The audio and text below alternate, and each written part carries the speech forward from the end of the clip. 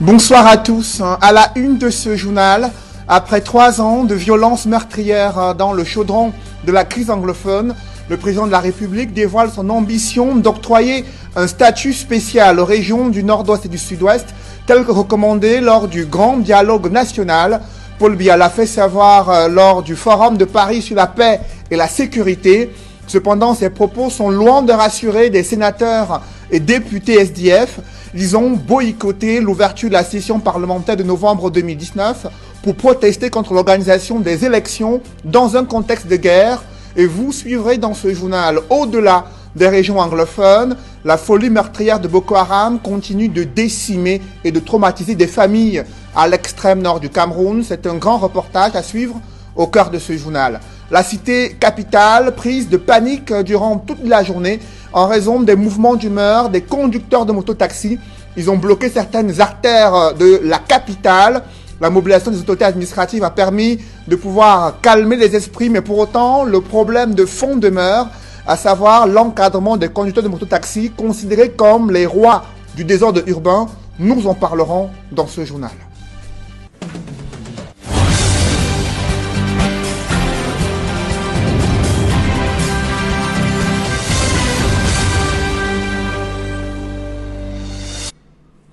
Merci de suivre cette édition complète de l'information sur Equinox Télévision. Lors du Forum de Paris sur la paix et la sécurité, le président de la République a tenu à poser sur la table la question de la gouvernance africaine et sa participation au sein du Conseil de sécurité des Nations Unies. Il n'a eu que 2 minutes pour pouvoir exprimer ses propos liminaires dans ce panel qui était donc avec comme modérateur Mo Ibrahim, le président de la République, chef de l'État du Cameroun, a tenu à pouvoir synthétiser ses propos concernant la position du Cameroun sur la gouvernance africaine et le Conseil de sécurité des Nations Unies. Je vous invite à suivre le chef de l'État. United Nations, we are not represented, correct? We all agree or disagree? Mr. President.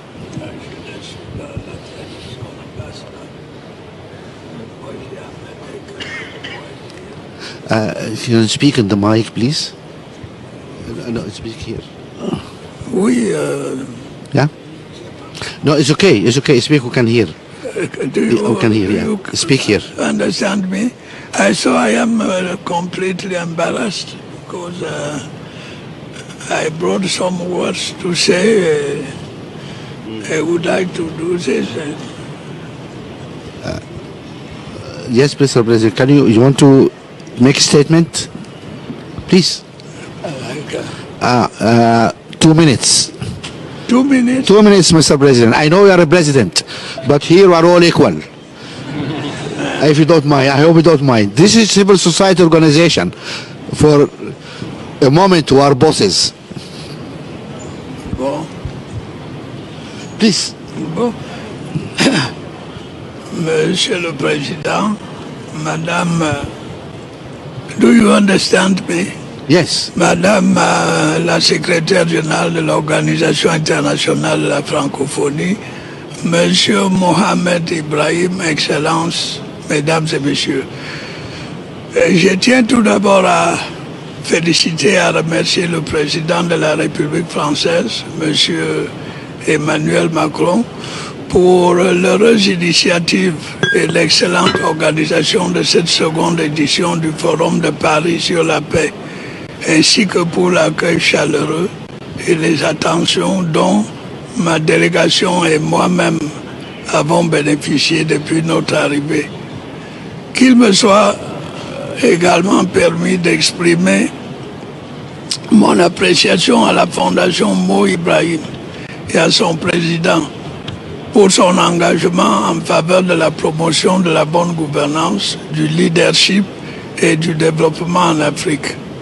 En effet, le prix Mo Ibrahim et l'indice Ibrahim de la gouvernance africaine se sont imposés au fil du temps comme des références internationales dans l'évaluation du leadership. En outre, la montée en puissance du populisme et de l'unilatéralisme couplé à un pessimisme grandissant relativement à la capacité des Nations Unies à apporter des réponses adéquates aux problèmes des populations et aux crises aiguës qui menacent la planète, font douter de la pertinence de cette organisation dans un monde en proie de nombreux bouleversements. Devant l'inefficacité... I think because of time, you say something here about international organizations. Yes. Alors, je veux... have a discussion. Oui, alors pour les organisations internationales, j'ai quelques idées. Nous pensons qu'on doit poursuivre la réforme du Conseil de sécurité et porter le nombre à 26, dont 2 États avec voix de veto, 2 États permanents. Do we all agree that really, as a South, we are not well represented?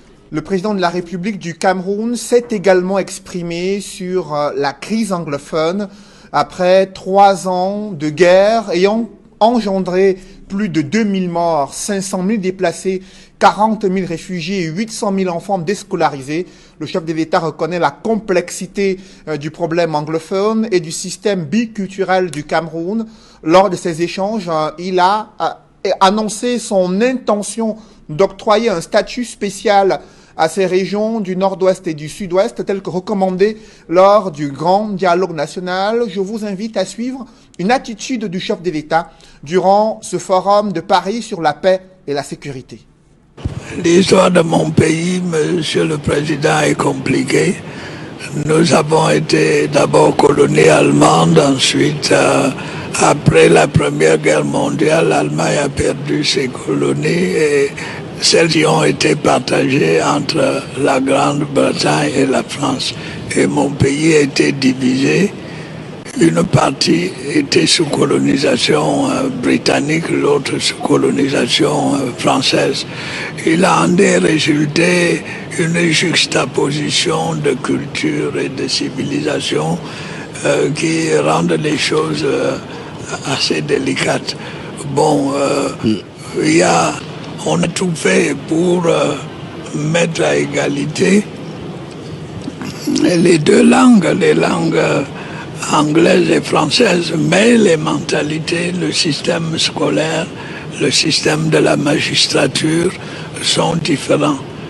Nous avons donc eu des conflits qu'on est en train de résoudre en ce moment pour conserver à la partie de mon pays qui était sous colonisation britannique un statut spécifique, mais il reste dans l'unité de la nation. C'est ça le problème que nous avons à résoudre. On avait la possibilité de les intégrer directement dans le système francophone, qui était celui de la majorité du peuple, 80%. Mais je crois que les pays sont soucieux aujourd'hui d'affirmer leur identité.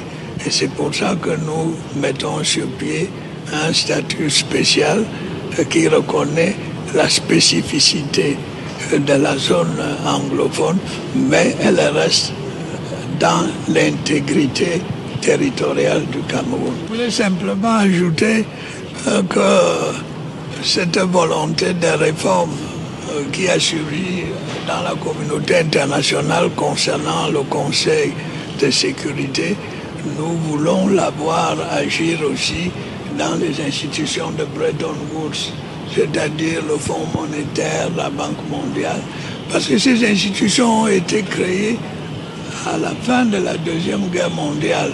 Le monde a changé depuis. Et il faut tenir compte des nouvelles entités qui participent maintenant à la vie internationale, et je pense à l'Afrique. Et donc, les atrocités et les meurtres perpétrés dans ces régions du nord-ouest et du sud-ouest n'ont pas laissé indifférents 50 personnalités de renommée internationale. Il s'agit des intellectuels, écrivains et avocats des droits de l'homme qui ont adressé une lettre ouverte ce mardi au président français Emmanuel Macron afin qu'il renforce son engagement en faveur de la résolution de la crise anglophone au Cameroun. Ils exhortent la France à utiliser son influence considérable sur le gouvernement du président Paul Biya dans le but d'encourager le Cameroun à se rallier ouvertement au pourparlers de paix conduit par la Suisse. Pour ces intellectuels, écrivains et avocats des droits de l'homme, le récent grand dialogue national tenu à Yaoundé n'a pas abordé de manière adéquate les causes profondes du conflit et n'a pas su mettre fin aux atrocités dans les régions anglophones, ni produit une solution politique acceptable ou viable pour ces deux régions du Cameroun. Selon ces acteurs de la société civile, les pourparlers menés par la Suisse semblent désormais être le seul moyen pour parvenir à une solution politique appropriée, et ce par le biais d'une table de négociation inclusive. Dans cette lettre ouverte, ces intellectuels et avocats des droits de l'homme interpellent la conscience morale de la France en déclarant, je cite, « Nous croyons que la France ne souhaite pas se rendre complice d'un autre génocide en Afrique après le Rwanda. Veuillez promouvoir vivement les pourparlers suisses afin que la violence crapuleuse puisse cesser immédiatement et que la normalité revienne au Cameroun. » Fin de citation. C'est une lettre ouverte adressée au président français Emmanuel Macron au moment où le chef de l'État du Cameroun participe au Forum de Paris sur la paix et la sécurité. Et la session parlementaire de novembre 2019 s'est ouverte sur fond de boycott du SDF. Les députés de ce parti politique ont brillé par leur absence à l'hémicycle, un signe de protestation qui n'a pas empêché le président de l'Assemblée nationale à se féliciter de la tenue du grand dialogue national, tout en invitant les autres parlementaires à examiner avec minutie les projets de loi attendus durant cette session parlementaire. Compte rendu, Guy Zogo. Des sièges vides dans le coin du SDF, tout juste à la gauche du perchoir, occupé par Kavaye Djibril, le président de l'Assemblée nationale. C'est le signal fort que le parti de Nidjon Frundi a envoyé en boycottant la séance d'ouverture de la session de novembre à l'Assemblée nationale. Absent, ayant donc le dolis, le SDF s'est attiré les remontrances du RDPC. C'est la politique de l'autruche. Quand on ne veut pas résoudre les choses, quand on ne veut pas les voir, on met la tête dans le sable. Que le SDF vienne, qu'on discute, qu'il nous aide à mettre en place. Le SDF est un acteur de l'Assemblée nationale. L'Assemblée nationale est un lieu de discussion qui rassemble les différents partis politiques représentatifs de la nation. Un peu de tristesse, ils ont été là, c'est des collègues, c'est des camarades, on ne comprend rien, donc subitement c'était une surprise pour nous de ne pas les rencontrer sur les bancs. Nous sommes habitués toujours à leur coup de gueule, on croyait que cette fois-ci aussi que les annonces ne devaient pas suivre par des actes. Pour sa part, dans son discours qui a ignoré le boycott du SDF, le président de l'Assemblée nationale s'est d'abord appesanti sur les suites du dialogue national en félicitant le Premier ministre. Mr. Prime Minister, Head of Government, congratulations for the job well done.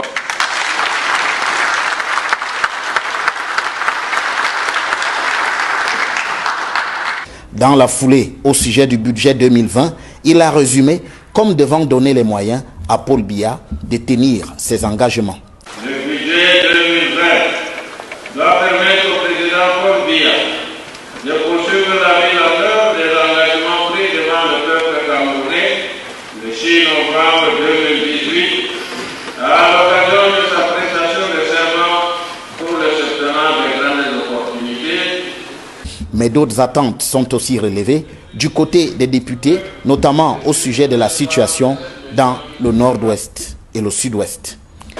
Nous attendons, moi particulièrement, j'attends les textes relatifs découlant des résolutions du grand dialogue national.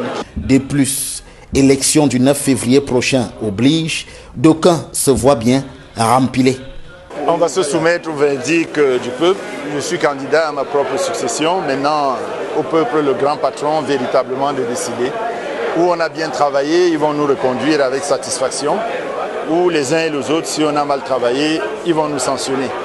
En ce qui me concerne, je pense avoir fait mon devoir. Tout mon devoir et rien que mon devoir.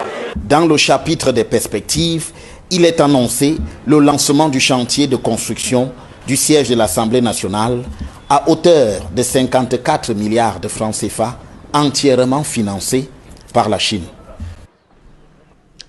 Après l'ouverture de la session parlementaire à l'Assemblée nationale, c'est sensiblement le même mot d'ordre de boycott qui a été observé au Sénat. Les parlementaires SDF ont choisi la politique de la chaise vide pour dénoncer ce qu'ils qualifient d'entêtement du président de la République, organiser les élections législatives et municipales dans un contexte de guerre et d'inertie dans la mise en application du grand dialogue national. À ce propos, je vous invite à écouter un sénateur SDF, Vanigasen Moligshige, qui revient sur les raisons de leur absence à l'ouverture de la session parlementaire 2019 du mois de novembre 2019. C'était pour marquer notre désaccord, la manière, n'est-ce pas, de gérer notre pays qui est en crise et qui est en guerre civile. Vous n'êtes pas sans ignorer la situation qui prévaut dans les deux régions dites anglophones. Quand le SDF a toujours parlé de ces problèmes, mais les pouvoirs n'avaient pas prêté une grande attention. Mais finalement, quand ils ont accepté qu'il y a problème, qu'il faut discuter, qu'il faut avoir les dialogues, nous avons accepté de participer. Après, qu'est-ce que nous avons eu? Il y a eu des résolutions, mais un mois après le grand dialogue, il n'y a plus suite. Ni en ce qui concerne les statuts spéciaux pour les deux régions, ni les autres résolutions qui devaient aider, n'est-ce pas, à calmer les esprits. Mais qu'est-ce que nous avons, qu'est-ce qui se passe aujourd'hui? On a convoqué le corps électoral pour les élections. Mais est-ce que les élections peuvent valablement avoir lieu dans le nord-ouest et le sud-ouest? Comment même les candidats peuvent composer les dossiers quand il n'y a ni administration, ni ELECAM dans toutes les régions, les deux régions? On avait dit qu'il n'y avait pas de problème. Aujourd'hui, ce problème nous a assommés. Cherchons comment résoudre ces problèmes pour créer la cohésion nationale. Quand vous allez aux élections, vous savez très bien que les administrateurs qui ont même le courage de se déplacent en blindé, voiture blindée. Nous, les sénateurs, nous n'avons pas même ces voitures blindées. Les électeurs, les candidats, ils vont faire comment? Ça va se passer comme on a vécu pendant les élections présidentielles? Non. Cette escalade des tensions observées dans les régions du nord-ouest et du sud-ouest a poussé ELECAM à revoir son dispositif d'enregistrement des dossiers de candidature. Pour ces deux régions, les dossiers peuvent être déposés exceptionnellement dans les agences départementales d'Election Cameroun dans le nord-ouest et le sud-ouest. C'est le directeur général des élections qui le fait savoir dans un communiqué. Il précise que les délais de réception des 10 dossiers n'ont pas changé. Le directeur général des élections, Eric Essousset, précise que les dossiers de candidature sont attendus jusqu'au 25 novembre 2019 à minuit. En ce qui concerne l'élection des députés, les dossiers de candidature doivent être déposés à la direction générale d'ELECAM et dans les démembrements départementaux dans les autres régions du Cameroun. S'agissant de l'élection des conseillers municipaux, les dossiers doivent être déposés dans les antennes communales d'ELECAM. Pour les autres 8 régions du Cameroun, seules les régions anglophones où les dossiers doivent être déposés dans les agences départementales d'ELECAM dans le nord-ouest et le sud-ouest. Et quelle est l'ambiance à la direction régionale d'ELECAM pour le littoral, alors que le corps électoral a été convoqué pour les élections législatives et municipales prévues le 9 février 2020. Jusqu'ici, aucun dossier de candidature n'a été reçu dans les antennes communales d'ELECAM ou encore dans ces démembrements départementaux. C'est le constat que font nos reporters Steve Eboulé et Sylvestre Zangaou dans ce reportage. À la délégation régionale d'ELECAM du littoral, au quartier Bonantone à Douala, le délégué Emmanuel Kouadika et ses équipes attendent d'éventuels candidats qui viendraient déposer leur dossier pour les élections municipales ou législatives. Une mobilisation normale, vu qu'ici, l'on s'était déjà préparé à la convocation du corps électoral par le président de la République. Nous sommes en permanence en train de contrôler le matériel électoral, en permanence en train de contrôler les centres de vote, les bureaux de vote, pour nous assurer que nous ne soyons pas surpris. Maintenant, au lendemain de la convocation, nous déclenchons tout de suite le processus qui permet déjà pour nos structures d'accueillir les candidats, les municipales, les dossiers de candidature sont déposés et reçus dans nos antennes communales. Et puis nous avons les législatives, les dossiers de candidature à ce niveau-là sont déposés dans les agences départementales ou bien à la Direction générale des élections. 3 jours après la convocation du corps électoral, aucun candidat ne s'est encore signalé à Elikam dans le littoral. Selon des informations qui reviennent de différents partis politiques qui comptent présenter des candidats, l'heure est encore aux concertations en interne et à la composition des dossiers à déposer au plus tard, le 25 novembre prochain, à minuit. Lesquels dossiers doivent répondre à des critères précis. On doit retrouver un extrait d'acte de naissance, on doit retrouver un certificat de nationalité, le bulletin numéro 3 datant de moins de 3 mois, on doit retrouver...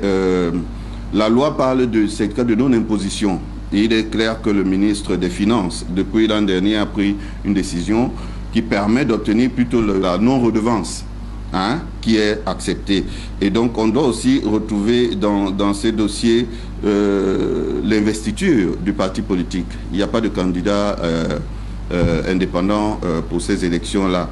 On doit retrouver l'attestation d'inscription délivrée par Elections Cameroun. Pour les municipales, je vais ajouter quoi? L'attestation de résidence, qui certifie qu'on est résident depuis plus de 6 mois dans la circonscription où on se présente. Il y a la considération du genre, mais il y a aussi les composantes sociologiques. C'est 2 conditions que la loi exige. Il faut déposer la caution au niveau des impôts. Pour les conseillers municipaux, c'est 50 000 francs. Pour les candidats aux législatives, c'est 1 million de francs. Après la présidentielle de 2018, Elikam est à nouveau face à ses responsabilités, cette fois pour un double scrutin. Dans le littoral, les responsables de cet organe affirment qu'il n'y aura que quelques détails à régler pour l'organisation de ce double scrutin. La région du littoral est déjà à environ 3000 bureaux de vote. Donc on peut dire qu'il n'y a pas un grand changement par rapport à 2018, mais il y a tout de même une petite dizaine, une petite vingtaine de bureaux de vote qui se sont ajoutés. Il y a du matériel que nous avons en stock qui, dans certaines circonscriptions, peut suffire complètement. Il y a d'autres circonscriptions où il y a des rajouts à faire. Les jours s'égrènent et Elikam attend les dossiers des candidats, dont certains par le passé ont souvent été adeptes de la dernière minute. Dans le reste de l'actualité, c'était la panique totale dans la cité capitale. Des conducteurs de moto-taxi ont manifesté leur colère à Yaoundé. Ils ont bloqué plusieurs artères de la ville de Yaoundé pour dénoncer l'interdiction de circulation dans le centre urbain. Les autorités administratives ont eu du mal à calmer les esprits surchauffés de ces conducteurs de moto-taxi. Reportage avec Cyril. Lieu dit Carrefour Mec à Yaoundé, des conducteurs de moto-taxi mènent un mouvement d'humeur. Ils s'insurgent contre l'interdiction de circuler au centre-ville et sur les voies principales des 7 arrondissements de Yaoundé. On ne peut pas nous demander de venir d'un Colbison, venir déposer sur rond-point Mec.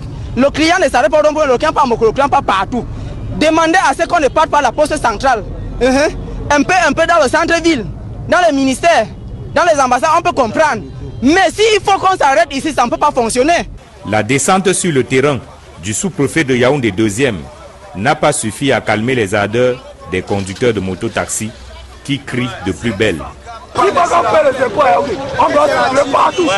S'il n'a pas les impôts qu'on va payer, on va comprendre. On va même travailler dans le quartier, on ne paie plus les impôts. Au quartier Tinga et à Mokolo, les bensikineurs, comme on les appelle, sont également descendus dans la rue.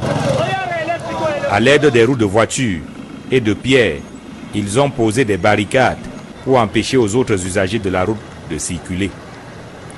C'est en fin de semaine dernière, au terme d'une réunion avec des représentants de syndicats, que le préfet du département du Mfundi et le gouverneur de la région du Centre ont annoncé la fin de la récréation. Qu'on accepte à respecter les lois et les règlements de notre pays. Vous êtes en train d'abuser ça. Ça ne peut pas continuer. Je dis que ça ne peut pas continuer. Le désordre a atteint la côte d'alerte à Yaoundé et il faut, comme vous le disiez, que ça change. Les conducteurs de moto-taxi, cependant, justifient leur activité par le chômage et la misère ambiante au Cameroun. Si aujourd'hui le gouvernement décide de nous donner l'emploi, il n'y aurait personne sur les motos. Les motos vont s'arrêter à cet instant. On a des familles, on a des femmes, on a des enfants. Nous sommes en location. Et nous allons faire comment s'il faut accepter ces histoires qu'on ne doit pas traverser ici pour Mokolo. On doit juste s'arrêter dans les périphériques. La mesure d'interdiction de circuler au centre-ville et sur les voies principales des communes d'arrondissement prenait effet ce 12 novembre. Il aura fallu un déploiement impressionnant des forces de l'ordre dans divers carrefours de la ville de Yaoundé pour calmer les ardeurs des conducteurs de moto-taxi. Je vous le disais en titre, à l'extrême nord du Cameroun, des populations sont en détresse et en colère, notamment celles qui résident dans le Mayo Moskota. Là-bas, la folie meurtrière de Boko Haram continue de décimer des populations et traumatiser plusieurs familles. Elles ont manifesté contre l'insuffisance d'un dispositif sécuritaire pour contrecarrer les attaques terroristes de Boko Haram. Reportage Nadine Gouanfo, Amadou Daïrou et Jean-Paul Chouniat. Dans la localité de Mayo Moskota, les populations sont choquées et même traumatisées par l'ampleur des exactions perpétuelles de Boko Haram. Ces jours-ci, des adeptes de la secte islamiste ont incendié des habitations et tout saccagé sur leur passage. Avant-hier et hier, toutes nos maisons ont été brûlées. Les boutiques sont cassées. Depuis le début de cette année 2019, on a enregistré plus de 300 morts dans notre village. Et en plus de cela, il y a plus de 500 enlevés. Je dis 500 enlevés dans notre village. Ce n'est pas un nombre vraiment qu'on peut minimiser. Dans leur massacre, ils ont aussi tué des chefs de famille et laissé des orphelins, sans espoir d'une vie meilleure.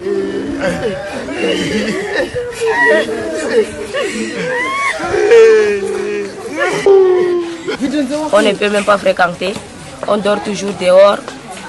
Nos pères sont tués, on ne parvient même pas à dormir chez nous, on dort toujours sur les montagnes et dans la brousse. Depuis des mois donc, femmes et enfants fuient le village à la tombée de la nuit pour dormir à la belle étoile, à la merci des intempéries. On a nos mamans, les veuves, avec les enfants, elles sont enceintes. Mais quand 16 heures sonnent, je vous assure, quand vous voyez ces femmes-là, vos larmes vont couler. Il y a des mamans qui se promènent avec des enfants, 6 à gauche, 6 à droite, avec les bagages sur la tête et autres. Et notre père est mort. Il est resté seulement que notre mère, donc c'est pas facile pour notre mère de nous nourrir. Et il n'y a même pas, même les soldats pour venir nous sécuriser ici à Moskota, il n'y en a pas. Dans sa folie dévastatrice et meurtrière, Boko Haram a cambriolé le centre de santé du coin, emportant tout un stock de médicaments. Avant ça, ils étaient d'abord ici. Mais ils n'ont pas cassé la pharmacie. Depuis ce temps, on a donc eu peur. Et on ne garde pas. Donc on travaille jusqu'à 18 h, on rentre demain matin. Même les malades qui viennent là, on n'interne pas, on ne les laisse pas dormir ici. On leur demande de rentrer. Le lendemain, ils reviennent. Si c'est un cas vraiment grave là, nous on réfère.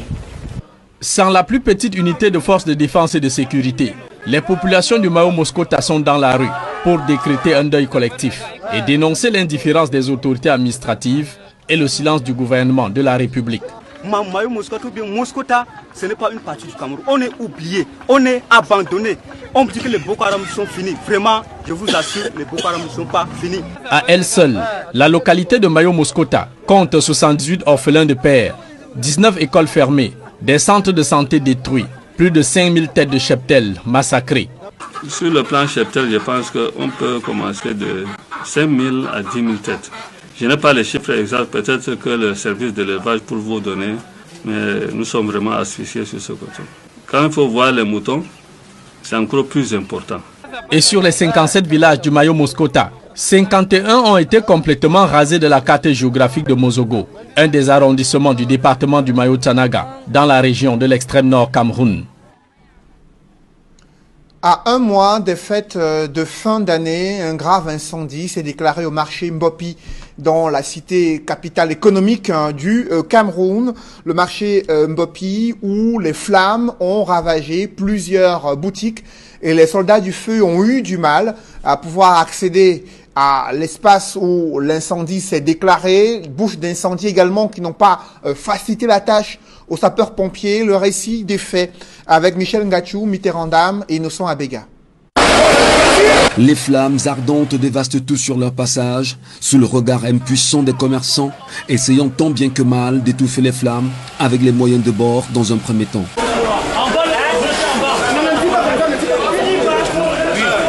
Les flammes consument à une vitesse impressionnante les marchandises et les nombreuses installations de ce marché. Avec l'arrivée prompte de la gendarmerie, les sapeurs-pompiers et celle de l'aéroport, c'est une véritable croisade contre les flammes qui résistent au jet d'eau saccadé. Un autre renfort est celui du port autonome de Douala. Cette force coalisée vient à bout des flammes après 1 heure de combat. Moins de 24 heures après, les sapeurs-pompiers présentent la situation. Alors quand on arrive, il y a tous ces boutiques-là qui étaient déjà embrasés. Et quand le premier véhicule qui est arrivé constate que tout est embrasé, il demande du renfort. C'est comme ça qu'on envoie rapidement le renfort pour venir essayer de sauver la situation. Parmi les difficultés, la promiscuité dans ce marché avec les câbles électriques et l'accès qui n'a pas été évident pour les équipes d'intervention. Ce n'est pas la première fois que les flammes dévorent le marché situé dans le premier arrondissement de la ville. On continue à s'interroger sur ce qui brûle les marchés à Douala. Au lendemain de ce énième incendie survenu au marché Mbopi, les pertes matérielles sont évaluées en centaines de millions de francs CFA. Les commerçants parlent de 40 boutiques consumées par les flammes.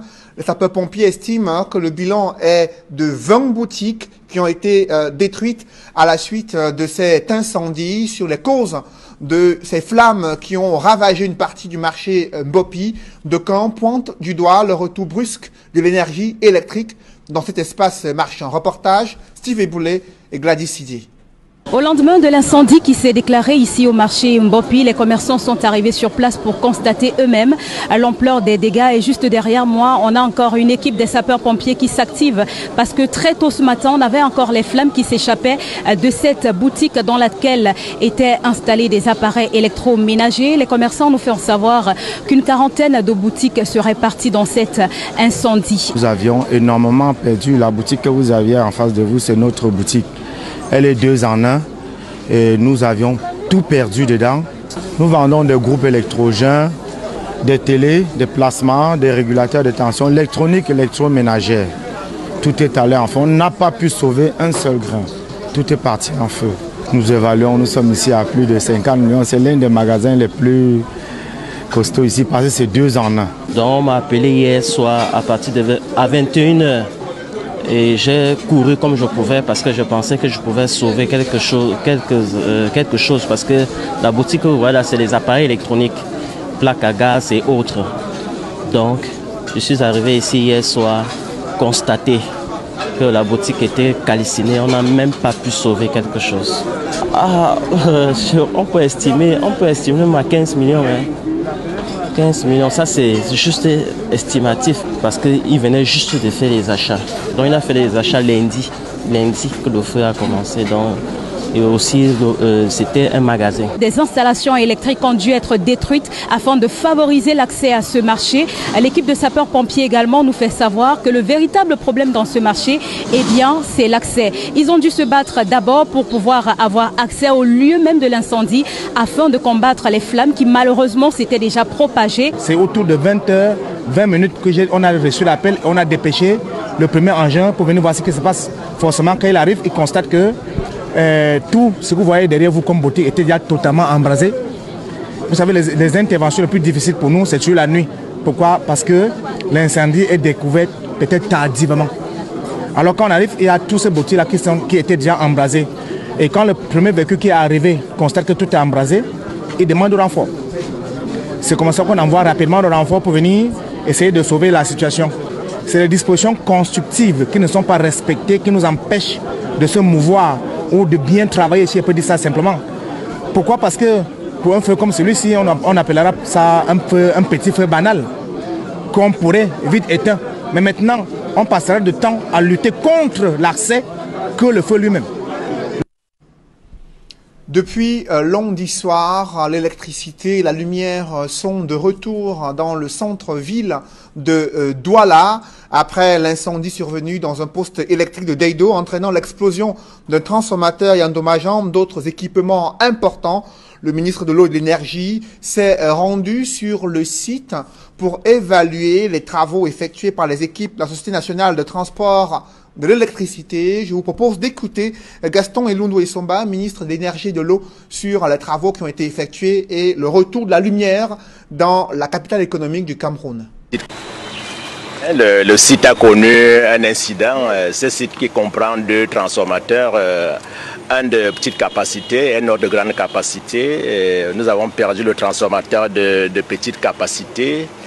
Et celui de grande capacité qui est opérationnel, qui est d'ailleurs plus jeune, permet de ravitailler l'essentiel des ménages et des agents économiques qui prennent l'énergie à partir de ce poste. Donc au niveau des populations de Douala, il n'y a pas d'impact. Nous perdons la sécurité N-1 au niveau du site et les dispositions seront rapidement prises pour mettre un nouveau transformateur ici.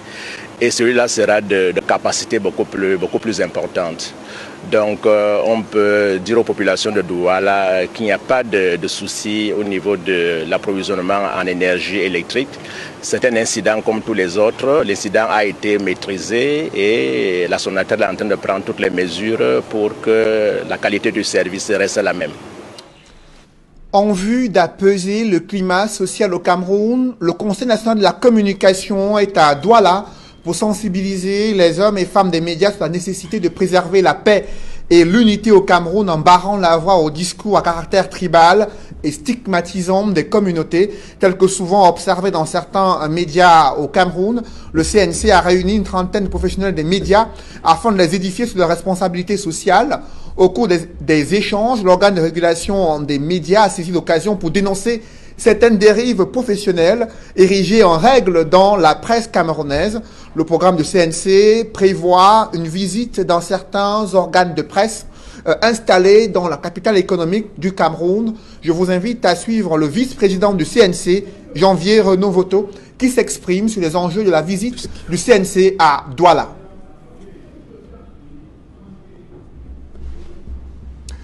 Nous l'écouterons dans une prochaine édition. Mesdames, Messieurs, c'est la fin de ce journal. Merci d'avoir suivi.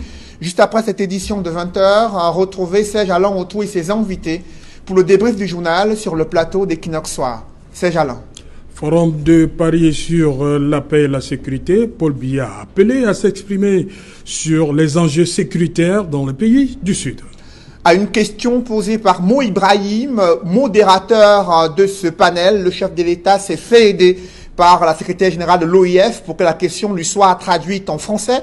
Et ensuite, il a évoqué l'histoire du Cameroun, comment à l'époque coloniale, le pays a été sous la colonisation allemande, française et même anglaise. Le président de la République est allé plus loin, estimant que le problème anglophone est un problème complexe, ainsi que son système biculturel. Il a également annoncé sa volonté de pouvoir mettre en place un statut spécial pour les régions du nord-ouest et du sud-ouest. Ce sont les propos du président de la République durant sa participation à ce panel dans le cadre du Forum de Paris sur la paix et la sécurité. Interdiction de circuler pour les conducteurs de mototaxis dans le centre-ville de Yaoundé. L'autorité administrative durcit le ton. Malgré ce durcissement de ton, vous avez écouté ces conducteurs de mototaxis. Ils demandent à avoir de l'emploi pour abandonner cette activité. Sinon, ils comptent bel et bien continuer à pouvoir faire du transport des passagers dans certains axes de la cité capitale. Ils s'insurgent contre le fait que la zone de circulation se limite dans les périphéries de la ville de Yaoundé. Ceci crée un manque à gagner selon eux. Pourtant, les autorités estiment qu'il faut lutter contre le désordre urbain et l'insécurité dans la cité capitale afin de promouvoir l'embellissement de la ville de Yaoundé. Voilà, madame, monsieur, c'est donc la fin de Equinox, la fin du journal de Cédric Nouffelé. On se retrouve pour Equinox Soir, deuxième partie, le temps du débrief. C'est donc l'essentiel. Equinox Soir. Bonne soirée à vous. Bonne soirée à vous, Serge Alain. Madame, monsieur, dans un instant, la suite. Equinox Soir.